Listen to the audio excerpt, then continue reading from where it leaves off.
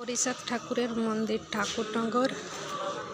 দেখো বন্ধুরা, মন্দিরটা কত সুন্দর দেখা যাচ্ছে। ঠাকুরটা দেখাচ্ছি আমি ভিতরে গিয়ে। ভিতরে যাচ্ছি।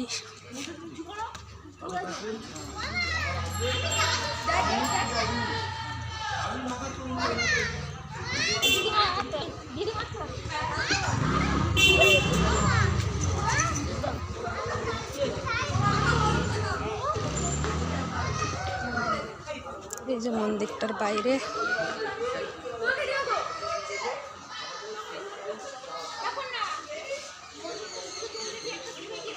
কত সুন্দর। পাশে ওই যে পুকুরটা, যে পুকুরে সবাই স্নান করে মেলার সময়, পুকুরটা তোমাদের দেখাবো।